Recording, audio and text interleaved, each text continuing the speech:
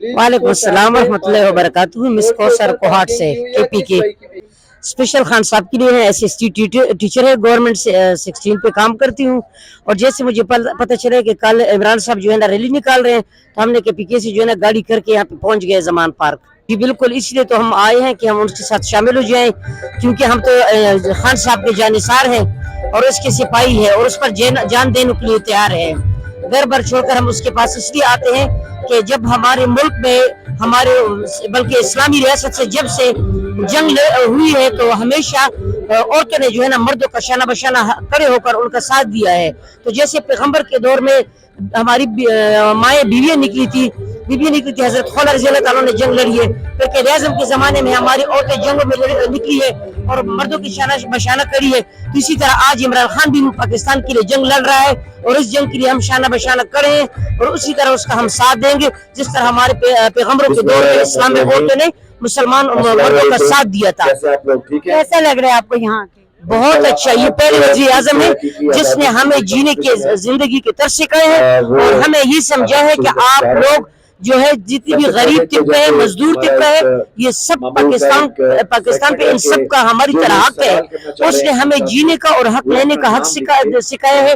वाहिद वज़ीर आज़म है जिसके लिए हम लाहौर जमान पार्क पहुंचे। मेरे 50 साल अरसे में जितने भी वज़ीर आज़म आए और गए हैं, कभी हमने ऐसे प्रोग्राम नहीं देखे। हमें फख्र है इमरान खान पे। आप कितनी खवातीन आई हैं केपी से? हम आज केपीके से 4 खवातीन आए हैं। अस्सलाम वालेकुम सर। वालेकुम अस्सलाम। जी सर, कैसे हैं आप? बिल्कुल ठीक ठाक। कहाँ से आए हैं, क्या नाम है आपका? मेरा नाम अजीज खटक है, प्रेसिडेंट फजीरा रीजन, दुबई से डायरेक्टली आया हूँ इधर। स्पेशली खान साहब के लिए आए हैं? जी जी बिल्कुल, सलाम और जमान पार्क में हाजिरी देने के लिए। फर्स्ट टाइम आए हैं इधर? आज यहाँ फर्स्ट टाइम आया हूँ। तो दूर देखकर कल रैली है, तो मैंने कहा वहाँ भी शिरकत कर लूँगा और यहाँ पे जमान पार्क में भी हाजिरी लग जाएगी। जी, और इसके अलावा आप खान साहब को क्या क्या पैगाम देना चाहेंगे? नहीं, खान साहब के लिए तो पैगाम नहीं है, आवाम के लिए, हुकूमत वक़्त के लिए पैगाम ये है कि 90 डेज जो कि आइन में लिखा गया है और पीटीआई ने जो असम्बली तोड़ी है, उसके मुताबिक आइन के मुताबिक हमें चलना चाहिए। पाकिस्तान को हम आइन के मुताबिक चलाएं तो सब इसमें सबकी बेहतरी है। अगर हम न चलाएं तो फिर तो हुकूमतें नहीं है, डेमोक्रेटिक गवर्नमेंट है ही नहीं पाकिस्तान में, फिर तो बनाना रिपब्लिक है, माशाल्लाह का एक दूसरी शक्ल है। अभी जो थोड़ी सी मुज़ाकरात हो रहे हैं, जो अभी कोर्ट में केस है, उसमें मैं ज़्यादा बात नहीं करूँगा, लेकिन अगर 14 मई को इलेक्शन नहीं हुए या कोई सेटलमेंट नहीं हुआ तो फिर तो हम कंसीडर करेंगे कि ये सेमी मार्शल है या इमरजेंसी है।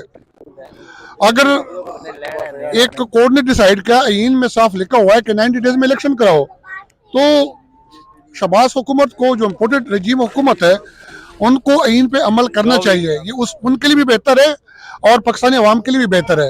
इलेक्शन तो सर अनाउंस हो गए हैं ना, 14 की टिकट्स भी मिल चुकी हैं सबको। अनाउंस हो गए हैं, लेकिन पूरे जो इदारे हैं, इलेक्शन कमीशन है या जो इम्पोर्टेड रजीम हुकूमत है, वो उस पर जो आइन पे अमल नहीं कर पा रही। उसके लिए ख्याल बहाने और उसके लिए तौर तरीके कभी कौमी असम्बली को इस्तेमाल कर रहे हैं और उनको पता नहीं है कि आइन में तरमीम के लिए 2/3 अक्सरियत की ज़रूरत है।